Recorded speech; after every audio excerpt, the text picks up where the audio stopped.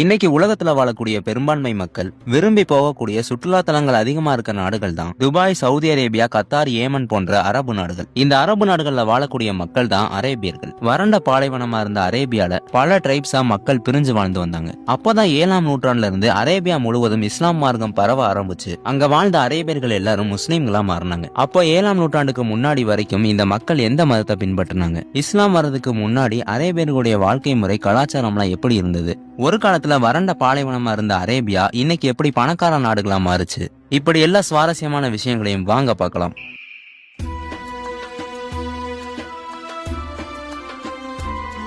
ஐரோப்பா, Africa, ஏசியான்னு 3 கண்டங்களுக்கும் நடுவுல இருக்கக்கூடிய நாடுகள் தான் அரேபிய நாடுகள். பெரும்பாலும் அரேபியாவுடைய பல இடங்கள் பாலைவனங்களா இருந்தாலும் ஏமன், ஓமன் போன்ற இடங்கள் மட்டும் மலைகளும் தாவரங்கள் வளரக்கூடிய இடங்களாகவும் இருந்தது. அதனால இந்த இடங்களை மட்டும் அப்போ விவசாயத்துக்காக பயன்படுத்திட்டு இருந்தாங்க. அதே மாதிரி அரேபியன் பெனின்சுலான்னு சொல்லக்கூடிய அரேபிய தீபகற்பத்துக்கு கிழக்கு பக்கம் ரெட் சீயும், மேற்கு பக்கம் பெர்சியன் கல்ஃப், அதே மாதிரி தெற்கு பக்கம் அரேபியன் சீனு, இப்படி முக்கியமான இடங்களை சுத்தி தான் அரேபியன் பெனின்சுலா இருக்கு. இதனால அப்பவே அரேபியா வர்த்தகம் பண்றதுக்கு முக்கியமான ஒரு இடமா இருந்திருக்கு. ஆசியா, ஆப்பிரிக்கா, ஐரோப்பான்னு எல்லா நாடுகள் கூடயும் அரேபியர்கள் வர்த்தகம் பண்ணிருக்காங்க. அதுலயும் இந்தியர்கள், சீனர்கள் கூட ஸ்பைசஸ், சில்க் போன்ற பொருட்களை வணிகம் பண்ணிருக்காங்க. அப்போ அரேபியர்களுடைய முக்கிய வணிக நகரங்களா பெட்ரா, பாமியராவும் முக்கியமா மெக்காவும் இருந்தது. இந்த வணிக தொழில் தான் அரேபியர்களுடைய முக்கியமான பொருளாதாரமா இருந்தது. ஒட்டகம், குதிரை போன்ற கால்நடைகளை தான் வணிகத்துக்காக பயன்படுத்தினாங்க. அதே மாதிரி அரேபியன் சி வழியா கடல் வணிகத்திலையும் அரேபியர்கள் பல நாடுகள் கூட தொடர்புல இருந்தாங்க.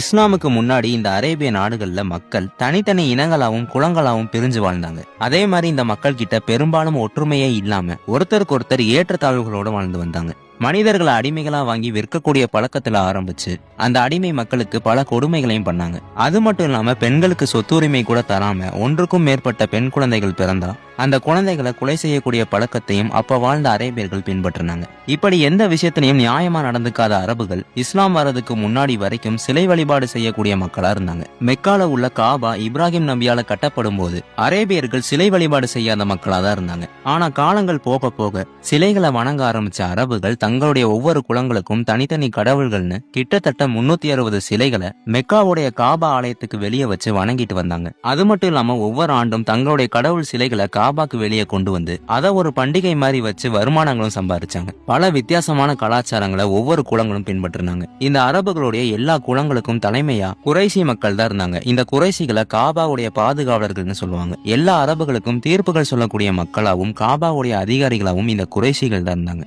இப்படி அரபுகள் தங்களுக்குள்ளேயே தனித்தனியா 300க்கும் மேற்பட்ட சிலைகளை வணங்கினாலும் எல்லா அரபுகளும் வணங்கக்கூடிய முக்கியமான கடவுள்களா அல்லாத், அல் உசா, அல் மனாத்னு 3 பெண் சிலைகளை தான் அரேபியர்கள் வணங்கி வந்தாங்க. அது மட்டும் இல்லாம பல சடங்குகளை உருவாக்கி அந்த சடங்குகள் மூலியமா குளங்கள்ல தாழ்வாக்கக்கூடிய மக்களையும் அடிமைகளையும் பல கொடுமைகள் பண்ணாங்க. இப்படியே அரேபியர்கள் பல காலங்களா வாழ்ந்து வரும்போதுதான் ஒட்டுமொத்த அரபுகளுடைய தலையெழுத்தையே மாற்றக்கூடிய விதமா 6ஆம் நூற்றாண்டுல பிறந்தாரு இறை தூதர் முகமது நபி. சிறு வயதிலேயே தந்தையும் தாயும் இறந்த நபி அவர்கள் தன்னுடைய சிறிய தந்தை கூட வாழ்ந்து வந்தார். அரபுகளிலே பெரிய குலமான குறைசி குலத்துல பிறந்திருந்தாலும் நபி அவர்கள் மற்ற அரேபியர்கள் மாதிரி இல்லாம எல்லா மக்கள் கிட்டையும் சம உரிமையோடு பழகக்கூடிய ஒருத்தரா இருந்தார். தன்னுடைய 40வது வயதுல தான் முகமது நபி அவர்களுக்கு நபி பட்டம் கிடைக்குது. இதுக்கப்புறம் தான் ஒரே இறைவன் கொள்கையை பத்தி அரேபியர்கள்ட்ட சொல்லும் போது ஆரம்பத்துல அரபுகள்ட்ட இருந்து பல எதிர்ப்புகள் வர ஆரம்பிக்குது. அது மட்டும் இல்லாம இறை தூதர் முகமது நபி அவர்களுக்கும் பல கொடுமைகளை பண்ண ஆரம்பிக்கிறாங்க.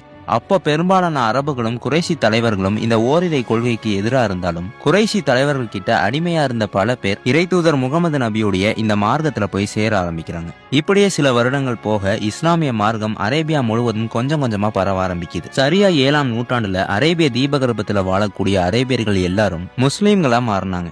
இதுக்கப்புறம் அரேபிய நாடுகள்ல பல மாற்றங்களும் சீர்திருத்தங்களும் ஏற்பட்டது. பல குலங்களா பிரிஞ்சிருந்த அரபுகள் எல்லாரும் ஒரே இறைவனை வணங்கக்கூடிய மக்களா மாறினாங்க. அதே மாதிரி ஒரு காலத்துல அடிமைகளா பார்க்கப்பட்ட மக்கள் எல்லாரும் இப்போ அரபுகளுக்கு சரிசமமா சக மனிதரா மட்டுமே பார்க்கப்பட்டாங்க. அது மட்டும் இல்லாம பெண்களுக்கு சொத்துரிமை, மறுமணம் செய்யக்கூடிய உரிமை, பெண் குழந்தை பிறந்தாலே நற்செய்தின்னு சொல்ல ஆரம்பிச்சாங்க. உலகத்துல இதுவரைக்கும் வாழ்ந்த மனிதர்களுடைய வரலாற்றிலேயே மக்களிடையே அதிக தாக்கத்தையும் மாற்றங்களையும் ஏற்படுத்தின முதல் 100 மனிதர்கள் யாருன்னு ஆராய்ச்சியாளரான மைக்கேல் மைக்கேல் ஹெச்ஹார்ட்டும் அவருடைய டீமும் ஆய்வுகள் பண்ணி அந்த முதல் 100 சிறந்த மனிதர்களுடைய பெயர்களை வெளியிடுறாங்க. அதுல முதல் இடத்துல இருந்தது இறை தூதர் முகமது நபி அவர்கள். எதுக்காக இதுவரைக்கும் வாழ்ந்த மனிதர்களையே முதல் சிறந்த மனிதரா முகமது நபி அவர்களை சொல்றாங்கன்னா, அரேபியா முழுவதும் இஸ்லாமிய மார்க்கத்துக்கு மாறினதுக்கு அப்புறம் அது வரைக்கும் மதினால தங்கி இருந்த முகமது நபி மெக்கா நகரத்துக்குள்ள போறாங்க. அங்க காபாக்கு வெளியே இருந்த எல்லா சிலைகளையும் அகற்றினதுக்கு அப்புறம் முகமது நபி அவர்கள் கூட சேர்ந்து எல்லா மக்களும் தொழுகை நடத்த முடிவு பண்றாங்க. அப்ப தொழுகை அழைப்பாளரை தேடும் போது அரேபியர்கள் கிட்ட ஒரு காலத்துல அடிமையா இருந்த கருப்பினத்தை சேர்ந்த பிலாலுங்கிற ஒருத்தரை போக சொல்றாரு. அவரும் காபாக்கு மேல ஏறி தொழுகை அழைப்பாளரா மக்கள் எல்லாரையும் தொழுகைக்கு அழைக்கிறாரு.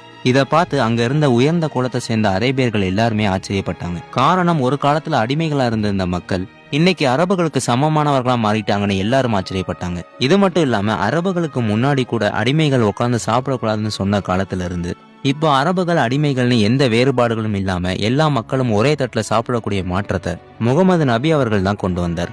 இதெல்லாம் விட ஒரு காலத்துல அடிமைகளா இருந்த மக்கள் கூடயே இப்ப சொந்தங்களா மாறக்கூடிய அளவுக்கு மக்கள் மனதில இருந்து ஏற்றத்தாழ்வுகளை வேரோட அழிச்சாரு.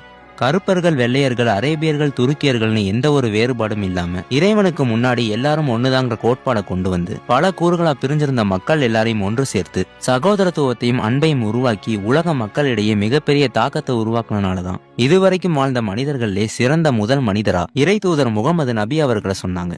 இதுக்கப்புறம் அரேபியாவுடைய முக்கிய இடங்களா மெக்காவும் மதினாவும் மாறுது. உலகத்தோட பல்வேறு இடங்கள்ல இருந்து பல கோடி முஸ்லிம்கள் புனித பயணங்கள் வரக்கூடிய இடமாவும் மெக்காவும் மதினாவும் மாறுது. முகமது நபி அவர்களுடைய காலத்துக்கு அப்புறம் இந்த அரேபியாவை அவருடைய தோழர்களான கலிஃபா Abu Bakr, Umar bin Khattab, Uthman, அலின்னு இப்படி நபி தோழர்களால ஆட்சி செய்யப்பட்டது. இதுல கலிஃபா உமர் பின் கத்தாப் அவர்களுடைய ஆட்சி இன்னைக்கும் பலரால பேசப்படக்கூடிய நீதியான ஒரு ஆட்சின்னு சொல்லப்படுது. கலிஃபாக்களுடைய ஆட்சி காலங்கள்ல பல ராஜ்யங்களை அரேபியர்கள் கைப்பற்றினாலும் அடுத்தடுத்து வந்த காலங்கள்ல அரேபியர்களுக்குள்ள பல பிளவுகளை ஏற்பட்டு தனித்தனி ராஜ்யங்களா மாறுது. இப்படியே சில வருடங்கள் போக சரியா 19ஆம் நூற்றாண்டுகள்லாம் அரேபிய நாடுகள் ஏழ்மையான ஒரு நாடா இருக்கு. 19ஆம் நூற்றாண்டுகள்ல பிரிட்டனுடைய ஆதிக்கம் அரேபிய நாடுகளுக்குள்ளேயும் இருந்தது. அப்ப இதெல்லாம் எதிர்த்து பல போர்களுக்கு அப்புறம் தங்களுடைய ரியாத் நகரத்தை மீட்டெடுத்தாரு மன்னர் அப்துல் அசீஸ். இதுக்கப்புறம் சவுதி மன்னருடைய பெயரை தங்களுடைய நாட்டுக்கு வச்சு சவுதி அரேபியாங்கிற தனி ஒரு நாட்டை உருவாக்குனர். சவுதியுடைய எல்லைகளை பெருசாக்கணுங்கிறதுக்காக சுத்தி இருக்க நாடுகள் கூட எல்லாம் போரிட்டு சவுதி அரேபியாவை தனி ஒரு சாம்ராஜ்யமா மாத்தினாரு மன்னர் அப்துல் அசீஸ். ஆரம்பத்துல இந்த மன்னருக்கு தெரியல தான் ஆட்சி செய்யக்கூடிய இந்த நாட்டில தான் உலகத்திலே அதிகப்படியான எண்ணெய் வளங்கள் இருக்குன்னு. சரியா 1933 அமெரிக்க நிறுவனம் சவுதியில எண்ணெய் வளம் அதிகமா இருக்குங்கிற விஷயத்த கண்டுபிடிக்கிறாங்க. 2ஆம் உலகப் போருடைய காலங்கள்ல பெட்ரோலுடைய தேவை அதிகமாகவும் இந்த வாய்ப்பை சரியா பயன்படுத்திக்கிட்டு சவுதி அரேபியா தங்களுடைய எண்ணெய் வளங்களை வச்சு பணக்கார நாடா மாறினாங்க. உலகத்திலே அதிகப்படியான எண்ணெய் வளங்களை உற்பத்தி செய்யக்கூடிய நாடா சவுதி அரேபியா இருந்தது. பாலைவனங்களா இருந்த அரேபியா பெரிய பெரிய கட்டிடங்களோட பிரம்மாண்டமான நகரமா மாறுச்சு. ஆனா இன்னைக்கு அரேபிய நாடுகள்ல எண்ணெய் வளங்கள் குறைஞ்சுகிட்டே வரது தெரிஞ்சோன இப்ப இருக்க சவுதி மன்னர் முகமது பின் சல்மான் எண்ணெய் வளங்களை மட்டும் நம்பாம டூரிசம், மின் உற்பத்தி, விவசாயம் போன்ற எல்லா விஷயங்கள்லயும் சவுதியை முன்னேற்றி கொண்டு வர்றாரு. இந்த சவுதி அரேபியா இன்னைக்கும் உலக அளவுல முக்கியமான ஒரு இடமா தான் இருக்கு. காரணம், பல கோடி இஸ்லாமியர்கள் போகக்கூடிய மக்கா, மதினா போன்ற இடங்கள் இன்னைக்கும் இந்த சவுதி அரேபியாக்குள்ளதான் இருக்கு. ஓரிரை கொள்கை முகமது நபி அவர்களுக்கு அப்புறம் தான் அரேபிய நாடுகள்ல வந்ததான்னு கேட்டா அதுதான் இல்ல. உலகின் முதல் மனிதரா நம்பப்படும் ஆதம் அவர்களுடைய காலத்துல இருந்தே ஓரிரை கொள்கை உலகத்துல இருக்கு. அதனால அரேபியர்கள் மறந்து போயிருந்த ஓரிரை கொள்கையை தான் திரும்ப இறை தூதர் முகமது நபி அவர்கள் மூலியமா கொண்டு வரப்பட்டது. ஓகே கைஸ், இந்த அரேபியர்களை பத்தியும் அரேபிய நாடுகளை பத்தியும் உங்களுடைய கருத்து என்னன்னு மறக்காம கமெண்ட்ல சொல்லிருங்க.